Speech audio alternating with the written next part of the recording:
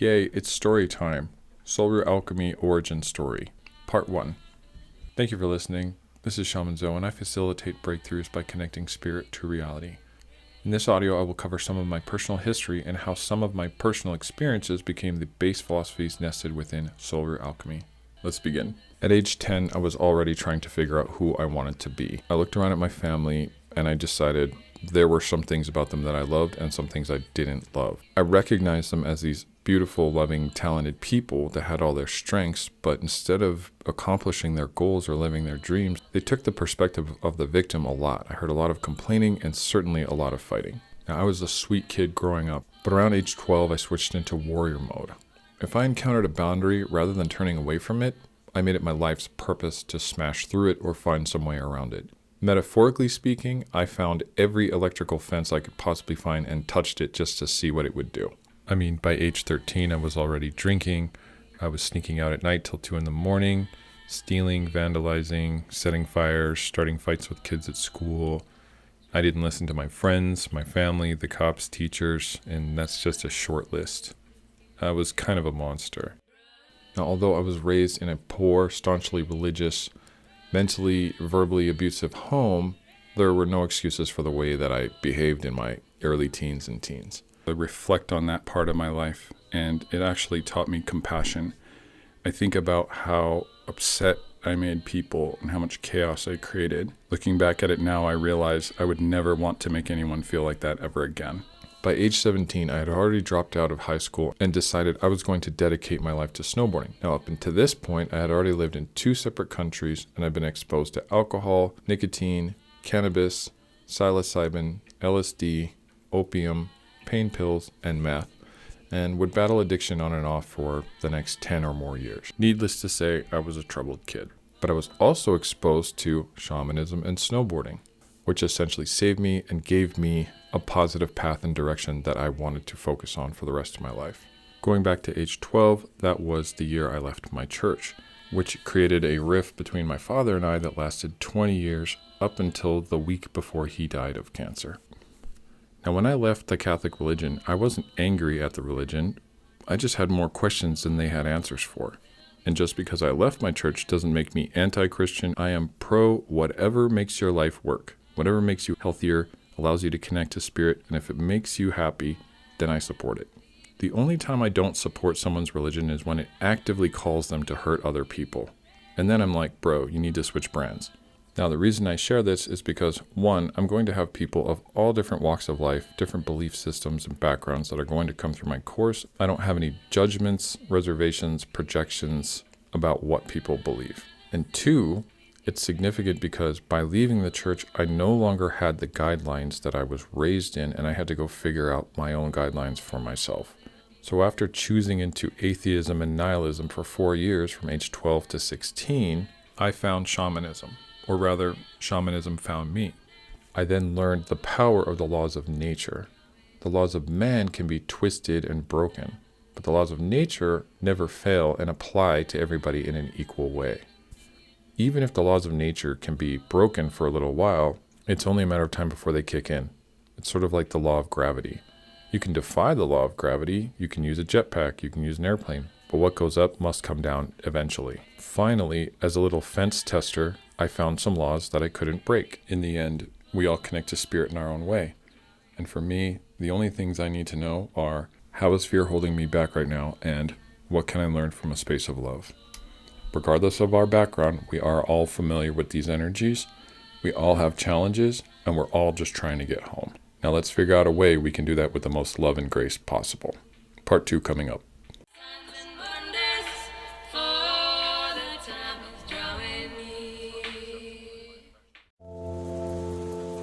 Yay, it's story time. Root Alchemy Origins, Part 2.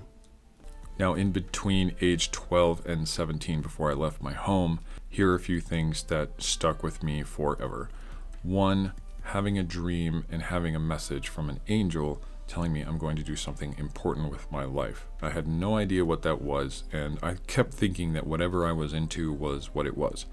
I thought it was basketball, and then I thought it was paintball, and then I thought it was snowboarding, and then DJing, and then owning my clothing company. It wasn't until I had my spiritual awakening at age 30 did I have any idea what that actually was, but it always stayed with me. It was almost like this guiding principle is no matter what I did it as if that was my purpose for life. So in many ways, I've had a lot of inconveniences and challenges in my life, but underneath it all, I've always had this inherent sense of direction, purpose, and knowing.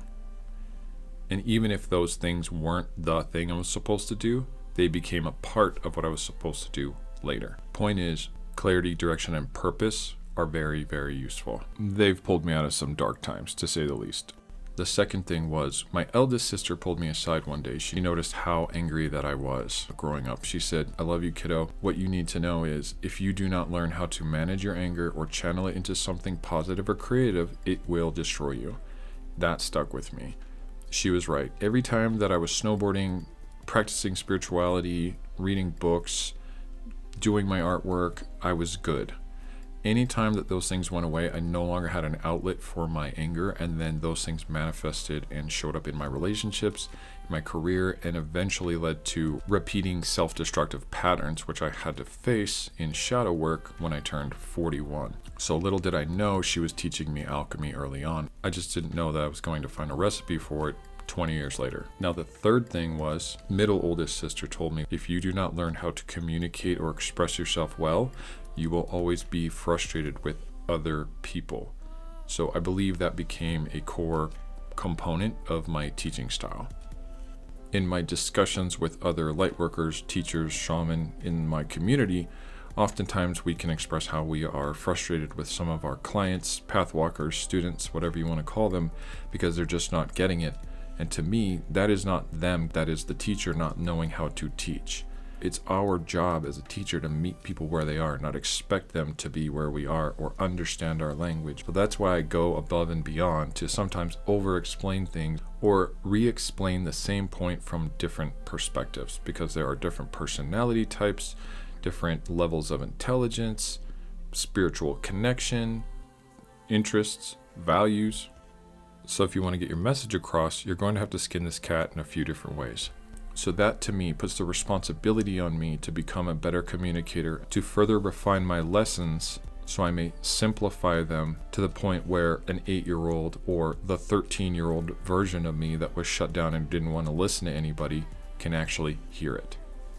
And the last thing I wanted to share was, I was 33 years old when I received this message from my angels in Lake Powell during a meditation on vacation. And that was simply, deliver the message. Don't try to be a hero. Don't try to make sure people learn. Don't hold people's hands or force their hands. Just deliver the message, let it go, and go on to the next thing. And then you couple that with what Leonardo da Vinci said, and he said, there are people who see when you show them, and people who don't see. And it is the teacher's job to teach, but it is not always the student's job to learn.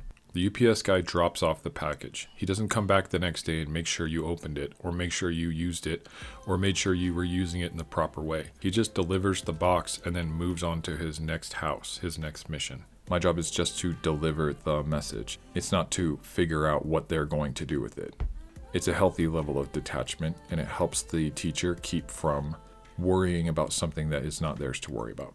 It's very freeing, empowering, and helps with flow. So those are a few things that stuck with me until today. And if you yourself are thinking of being a guide or a teacher, or you are, feel free to take a couple pages from my book and incorporate them into your own practice. I hope they serve you well.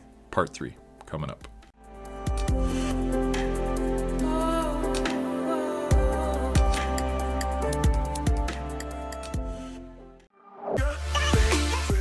More story time. Yay! Part 3. The Golden Age. Let's go back. I'm 16 years old and I'm handed the book Tales of Power by Carlos Castaneda. These are the first steps on my shamanic path. I start out by extracting lessons from the conversations between Carlos and Don Juan. I introduce these concepts into my life and start seeing positive results immediately. After leaving the church, aka God, my connection with the spirit was being reestablished. I became more in touch with my life decisions, and I had a new level of self-confidence. And for a young man who doesn't have a father figure present in his life, this is very important. My life path becomes clear, and I learned to have a new regard for life and death as a whole. In snowboarding, it's really important to be aware of life and death at all times because they're all around you all the time there. It's good to be aware of them, but not afraid of them. and to be aware from a space of humility and respect. Snowboarding, blended with shamanism, allowed me to be in touch with the soul of the mountain, the snow, the trees, the spirits that live in the trees. I began to take inventory of my life. I'm at a crossroads between a path of darkness and a path of light. On one hand, I'm not working, I've just dropped out of school. I'm smoking a pack of cigarettes a day, drinking weekly, and experimenting with all kinds of different drugs. On the other hand, I'm being offered a free bus pass to Park City, where I can go snowboarding for 3 more weeks because the season has ended here in Montana. Not only does this turn out to be an extremely wise decision, it turns out to change my life forever. After the season ended in Park City, myself and 2 friends that I had just met embarked on a road trip that would take us 6 weeks, and we would go through 6 vehicles to get from Park City, Utah to Mount Hood, Oregon, so we could snowboard all summer and live in the forest. Despite the challenge we had to overcome to get there, it was completely worth it. That was the best summer of my life. That following season, I came back to Park City. I came back to Mount Hood again for the next summer, where I got to live in the woods for 4 months. I spent most of my days without any shoes on. I spoke to the trees, I spoke to the animals, and I could feel the life force energy pulsing through me every single day. It was electric. I had no electronic devices. I worked 2 days a week. I was snowboarding every day. My friends and I had created a communal camp with 15 of us. The only deadlines we had were to get food, water, and wood for the fire before the sun set. That was it. This is where, instead of reading about my shamanic practice, I got to be in my shamanic practice. We were living the definition of freedom. After 2 years of cycling back and forth, living on the road, stopping at all different resorts and working different jobs, we came back to Park City, where I fell in love. I turned from a competing snowboarder into a snowboard instructor, got married, and had my son. At the time, I was working as a waiter and selling things I shouldn't have on the side. When I knew I was going to be a father, I realized I was going to have to look him in the face someday and tell him what I do for a living, and that's not what I wanted it to be. So I enrolled in graphic design school in career college. We had a newborn son, I had an internship, full-time school, and I was running my clothing company. I was newly married, and I couldn't be happier. It seemed as if I had overcome all of the odds of my upbringing and created the life that I wanted. I'd be lying if I didn't say I wasn't a little nervous to become a father, based on my family situation growing up. I had no idea how to be a father. All I knew was not to raise my son like my father had raised me, and I had vowed to raise him with the love, care, and support I needed growing up.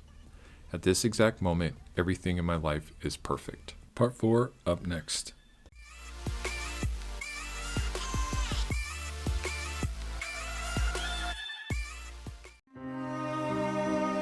Story time continues. Part 4. This part of the story gets pretty heavy, so you may want to prepare yourselves for. I'm 25 years old, and I'm sitting at my unborn son's funeral, looking at his casket, watching his mom cry and speak behind the pulpit. I look around on my side of the room, there's nobody, I'm by myself. And on her side of the room are all her family there in support. And she invites me to come up and speak, and I can't. All I can keep telling myself is, this is your fault, this is your fault. And even though I'd never laid a finger on her, we were fighting so much at the time that I was sure it was the stress that caused her to go into labor early. I get a call from my son's mom, and she tells me she's at Primary Children's in Provo. So I leave immediately. The doctors are telling us the odds of our son being healthy when he's born, or even making it to term at all. My son's mom is determined to get him there, so she agrees to bed rest. I visit every day, and every morning we do the ultrasound to check his heartbeat. One fateful morning, they go to look for it, and it's not there. I don't remember much. I just remember slumping against the wall and sliding against the floor crying. Everything outside of that was muted and blurry. It's really hard to get people to understand how that feels if they've never been through that. It's pretty much an emotional healing journey you go alone. And within the same month, lost my car, lost my house, lost my job, and now I'm sleeping on my best friend's floor an hour away from my son. Now, up until this point, I felt like me and the universe had an understanding, and now we don't. I had either been hung out to dry or I had done this to myself. I felt like I had overcome all of the odds, and here I had everything I wanted. Like I said, everything was perfect. I felt like I had the world in the palm of my hands, and I let it slip through my fingers. I went from the man of the house to nobody overnight. At this point, I'm not questioning whether I have value or not, because I'm sure I don't. I'm questioning whether I deserve to live or not after this. And that's when things get really dark. Now, to some, this is going to make total sense, but to others, this is going to sound completely crazy. But a crystal saved my life. That quartz crystal magically kept my light on. I don't know how else to explain it. At night, I would close my eyes and I would almost see like this candle going out, and I think that was my hope or my chi or my will to live. And when I would hold this crystal, I would see it ignite again. I would see the flame grow bigger. And so that, I feel, was a spiritual turning point for me. And mind you, this is 6 months into my depression. Not long after that, I had a couple of friends reach out to me and ask me if I needed investors for my clothing company. And then the mental, emotional, physical turning point for me was having a project that I could focus on and I could get myself off the ground, dust myself off, and get back to life and maybe still make something of myself. That was my first fall, my first turning point, and my first bounce back. One thing was for certain though, God and I at the time were on non-speaking terms, which would have repercussions of its own later.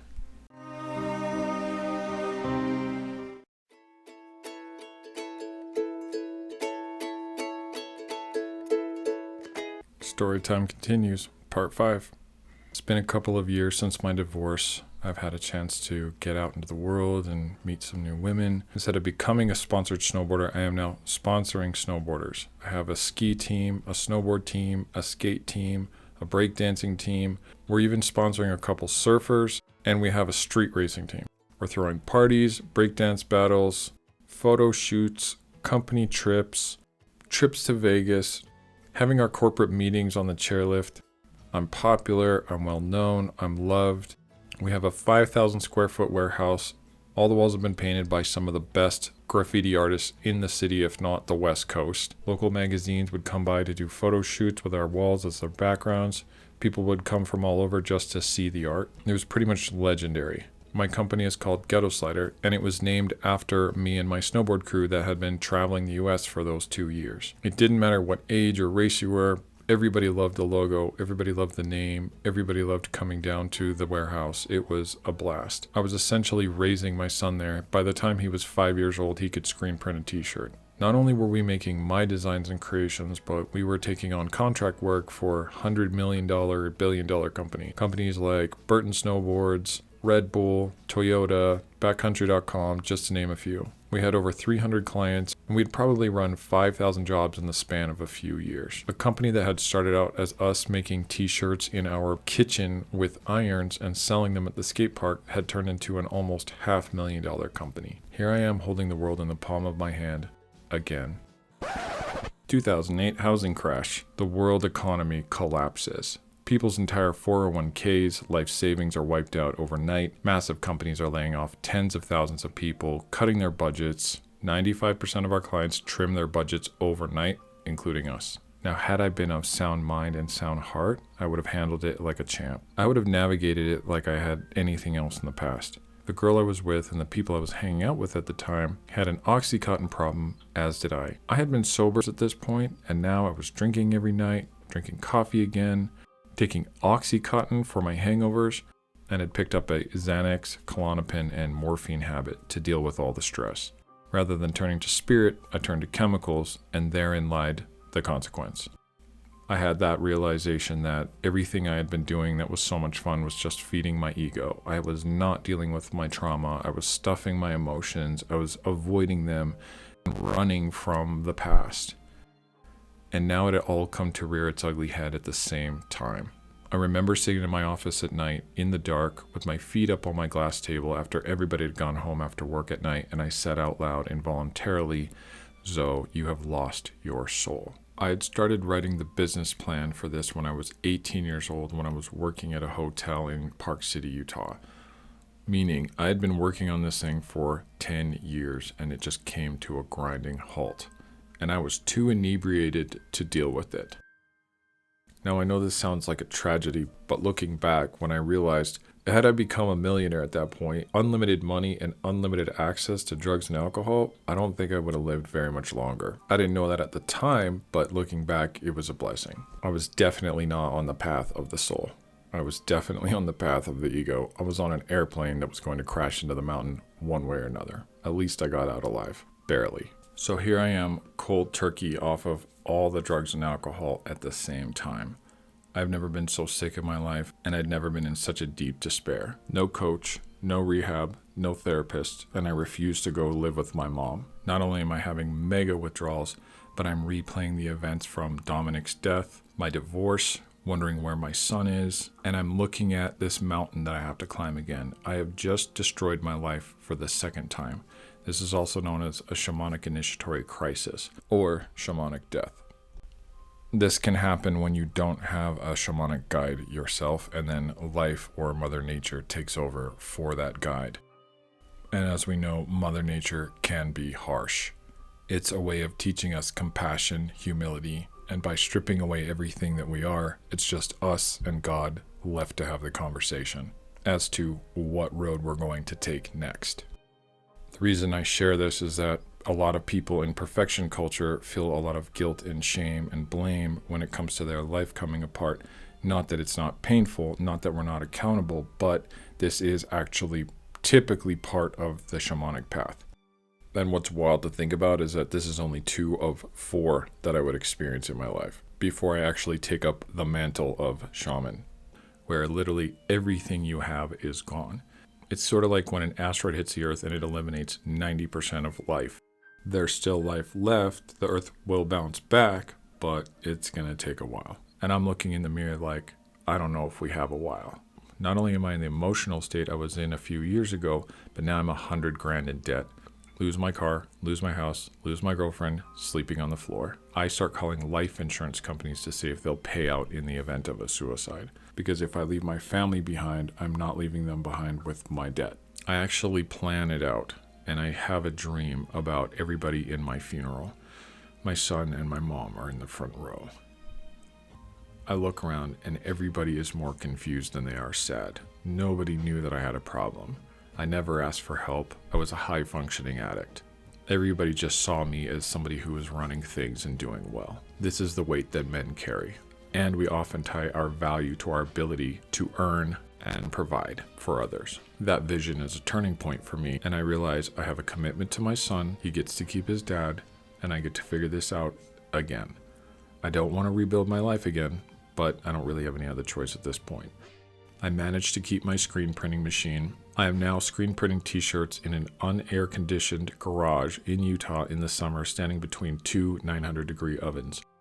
I'm drinking 3 gallons of water a day, sweating out all the poison, and eliminating all of my entertainment other than self-development, and listening to Louise Hay, Wayne Dyer, Don Miguel Ruiz, Eckhart Tolle, Deepak Chopra, reading my Carlos Castaneda books, because I've decided it's time to go past the surface and start looking at my subconscious programming. I've got a virus in my computer somewhere, and it's got to go. This is where Root Alchemy is born.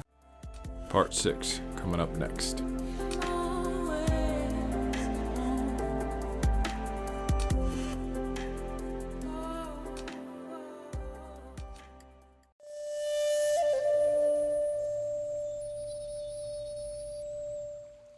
Story time continues. Our brains are like computers.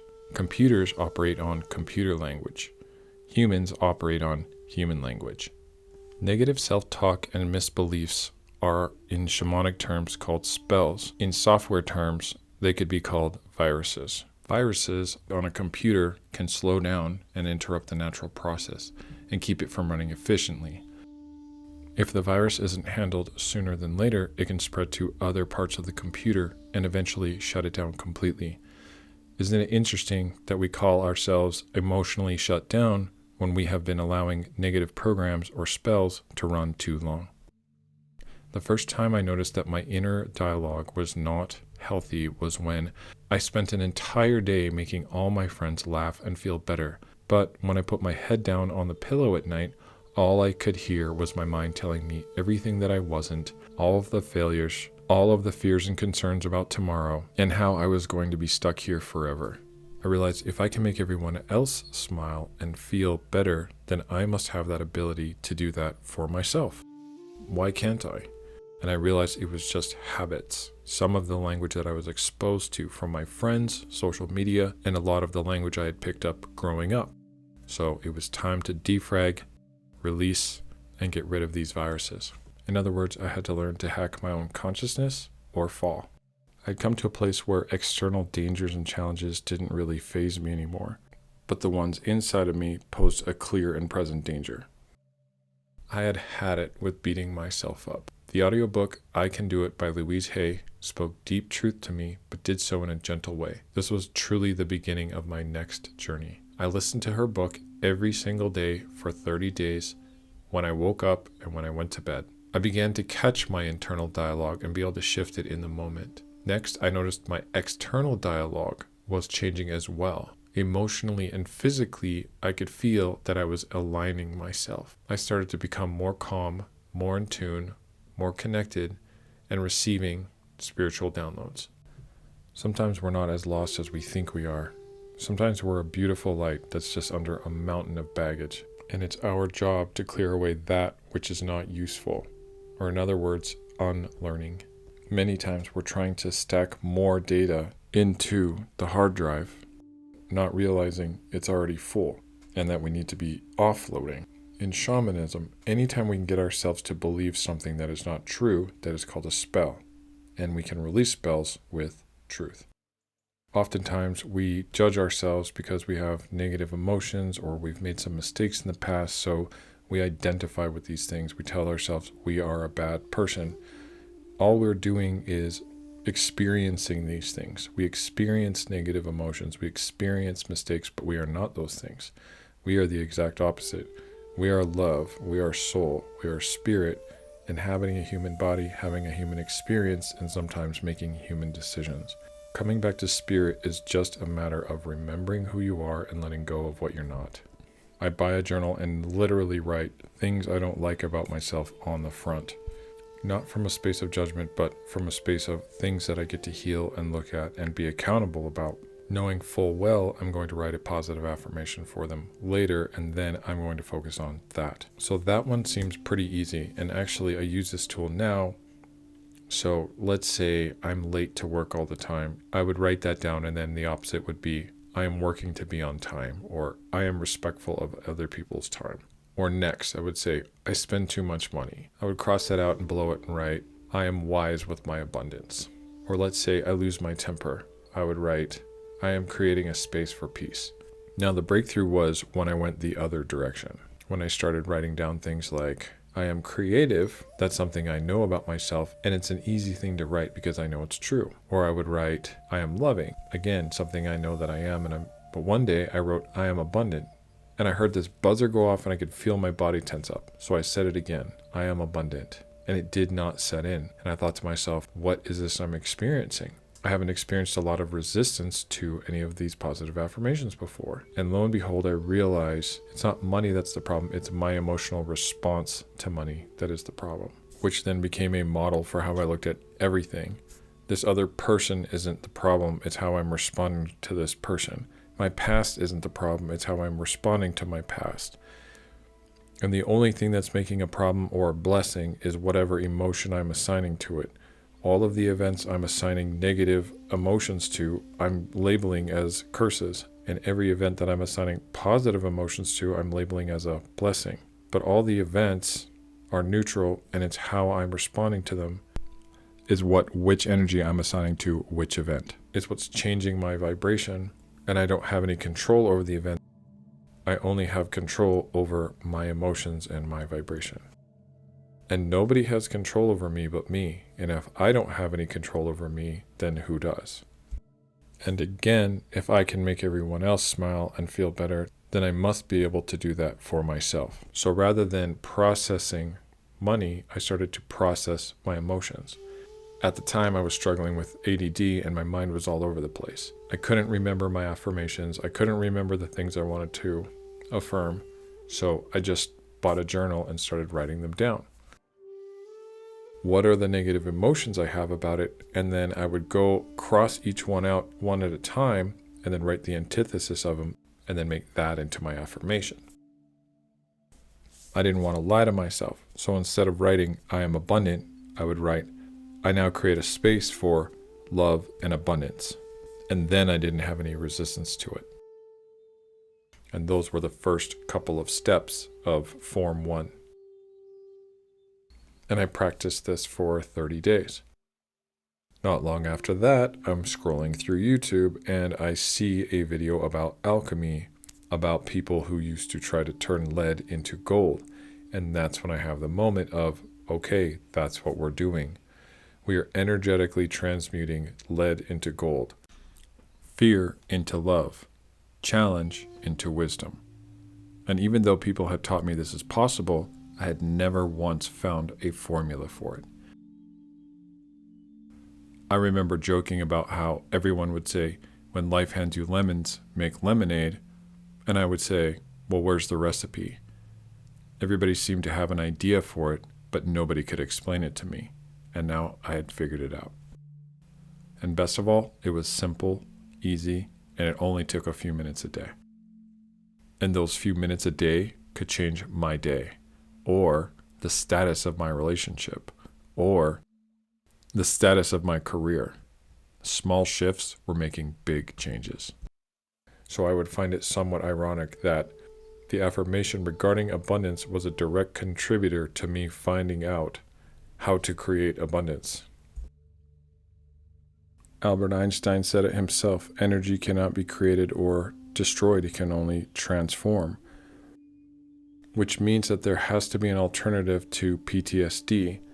Instead of post-traumatic stress, there must be some kind of post-traumatic transmutation that we can create. Or after traumatic experiences and a lot of care and a lot of healing, that we can actually grow and build our character from these events. Now, if you look at the similarities, lead is like a negative emotion. It's heavy, it's not very valuable, and it will poison you if you carry it long enough. And then look at the similarities between gold and positive emotions. It's bright, shiny, valuable, and malleable. You can do a lot of different things with it. Positive emotions and wisdom gained from overcoming challenges is the gold. This very recording that we're listening to right now is my gold, is me transmuting my past into something that can benefit others. I, for one, had been carrying plenty of lead bricks from my childhood, my teens, and even my adult years. And I was ready to either put them down or turn them into something valuable. And the more lead we have, the more gold we can create.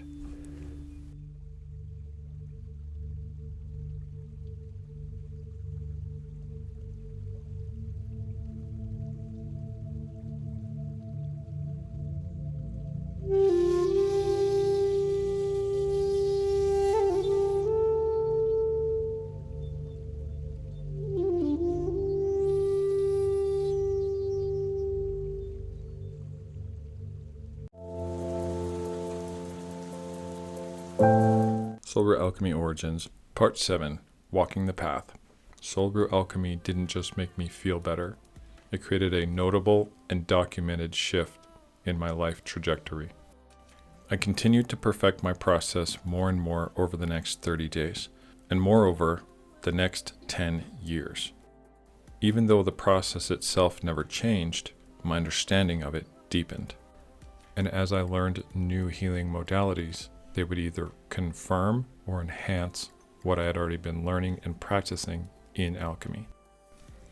Some mornings I only had little things that bothered me, so I would refer to my first tool, write it down, put down a positive affirmation underneath it, cross out the top one, and meditate on the affirmation. I would take note of how it made me feel and how many more options and opportunities I would see when I focused on the affirmation. Going back to what Wayne Dyer said, what we focus on expands. Now, on days that I woke up in absolute gratitude and bliss, I would write those down, and I called those checkpoints. These were positive manifestations that I didn't have to work for. These became more and more frequent over time. I noticed I went from having 5 bad days and 2 good days to having 5 good days and 2 days where I needed to face challenges. I liked that ratio. I also noticed that the things that used to bother me don't even show up on my radar anymore. Some pieces of lead are so small, they're not worth transmuting. They wouldn't even take my attention. It was like water off a duck's back. We simply honor them and let them go, moving on to whatever it is that will serve us best. In some cases, I simply look at challenges and say out loud, I choose the power of transmutation, and snap my fingers. This allows me to perform alchemy instantly. I am no longer accidentally changing energy. I am now doing it with deliberate, empowered, focused intention. I'm beginning to see my relationships working, and my overall well-being is getting better. Where things get weird is when solutions begin to show up on their own, without my physical interaction of them.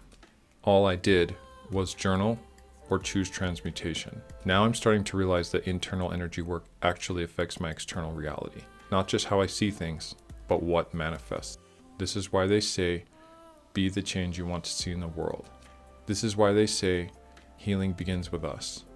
This is why they say, when we change the way we look at things, the things we look at change. We are all creators. We have inherited the ability to create from our Creator. It is not something we learn, it is something we are born with. It is an inherent power within our very DNA, our mind, our heart, and our soul. It's been 1 year, I'm still sober, I've been walking the path of alchemy, and I find myself at impact trainings. I put myself through all 7 levels into LMT3. After one of the days of training, I'm asleep in my bed, and I wake up to a massive Metatron's cube floating above my bed. It uses its own anatomy to show me the fractal construction of the entire universe, all the way from subatomic particles up to the multiverse and back down to human reality. Using circles and lines only, it shows me how all things are existing within a cycle and all things have a relationship or connection to something else. Nothing is linear and nothing is alone. We've been taught that life is linear, that challenges are linear, relationships are linear, but in all reality, nothing is, other than our connections between them. I ask if we're trapped in cycles, and it flips around, says no. The front side was blue, the back side was gold. It then uses its anatomy again to show me the map of how one transcends cycles, karma, and barriers. Before our conversation comes to an end, it tells me that it is time for me to become a teacher and to share this information with the world. I hesitate. Have you looked at my track record? I think you're at the wrong house, I said. The entity assured me that my sordid past, why I was perfect for this role. It's your past, your struggles, and your willingness to overcome them will give you a deeper understanding of what other people are going through. It has taught you empathy, compassion, and you naturally have a willingness to help others that make you a well-suited teacher. Furthermore, you tend to bite off more than you can chew, but you see it through anyway, so we know you'll get this done. I look down, and my skin is glowing, and I feel like the information went straight past my brain into my bones. I don't have any other way to explain it. From there, I start writing my first book. A year and a half later, I complete my trainings at LMT3. The next year, I discover the law of creation. Energy times action equals creation.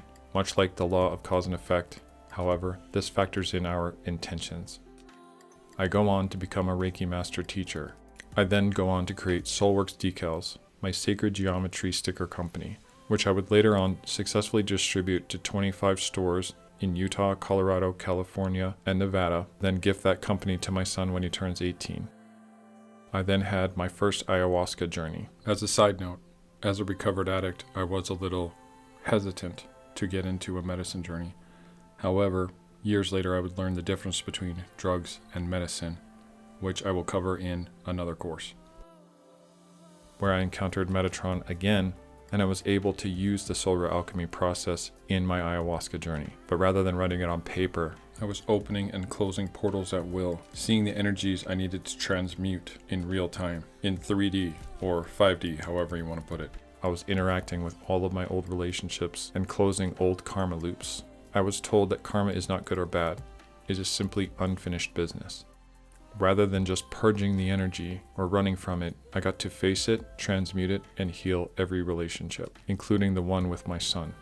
My father had just passed away from cancer a few months before. I didn't see him here, but I would meet him in another medicine journey 7 years later. After I transmuted the karma, I asked Metatron why he had put me up to this. It seemed like it was a much larger responsibility than I had thought when I accepted the mission.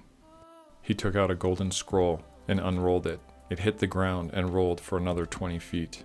I saw every challenge that I'd ever signed up for in my life contract, and at the bottom, my signature. This is where accountability hit me on a whole new level. I came to this world knowing what I was getting myself into. He then went on to explain to me, although I had many chances to become a villain, a victim, or even a martyr, or quit and leave the game, I chose to be a teacher and a loving person. The fact that I stayed here was a testament to my own strength and character. I spent the rest of the night crying tears of appreciation and joy. Realizations of that magnitude while you're under the effects of medicine hit you on a soul level that only a few understand. That night changed the way I look at relationships forever. A year later, I fell in love, and her and I created Vibe Bottle. Soon after, I would live on the road with my girlfriend and her son for a year and a half as we went on the Teach Peace tour. We taught sacred geometry classes and Root Alchemy, sold our stickers and bottles to keep food on the table and gas in the RV. In 2020, I had my fourth shamanic initiatory crisis, in which I had to face my childhood trauma and ancestral trauma. By using microdosing and Root Alchemy combined, I call this the hardware-software upgrade. I navigated through it and healed myself in 10 months, rather than 4 years. I came back a different person. I flew to Austin where I was certified as a psychedelic facilitator and began leading medicine journeys. In 2022, I facilitated over 150 journeys, Reiki sessions, and coaching sessions. Even though my prior businesses were somewhat in alignment with my purpose, they were also distractions from what I was supposed to be doing with my life, and that is teaching. I then created Lucid Earth Education, accepted my mantle as a shaman, and here we are today. Getting to where I am today was a pretty rough ride, and I wouldn't recommend it to anyone. But for me, it was perfect. I hope my story serves as an example for others that no matter how broken you feel, you can always heal. That no matter how dark things get, you can always find a light. And no matter how lost you may feel, you can always find your way home. Root Alchemy helped me through my healing. Anyone who's done any amount of inner healing work knows that some things are healed and some things require peeling back of layers, one after another, year after year. Root Alchemy helped me through my healing, but it also helped me through my ascension. As I evolved, as I launched new projects and new companies, as I built new relationships and created new opportunities, as I had new ideas and broke through new boundaries. In every occasion, I still had that voice in the back of my mind that was either afraid of failure or afraid of success. And in both cases, love was always the answer. And sometimes, just plain surrender. Whether you are using Root Alchemy to heal the past or overcome the barriers of the future, challenges will arise, lead will become present, and you will have the opportunity to turn it into gold. Now you know where Root Alchemy came from. You have a map, a compass, and a guide. Don't let this opportunity go to waste. Use them wisely. And my hope for you is for you to do it in a lot fewer steps with a lot less challenge, but to still gain the lessons and take yourself to places that no one ever dreamed. I'm confident you will be able to shift your life. My hope is that no one has to be on a journey as arduous as mine. And those who have been on journeys that are more difficult than mine, my heart is with you. I can't imagine what you've been through or how it feels, but what I can promise you is you are stronger than your past. You are stronger than your mind. You are stronger than the spells and the negative self-talk and the viruses. You are a part of the Creator. You are light. You are an alchemist. With more lead, you can create more gold. Thank you for listening. Thank you for walking this path with me, and may we find many blessings on our journey.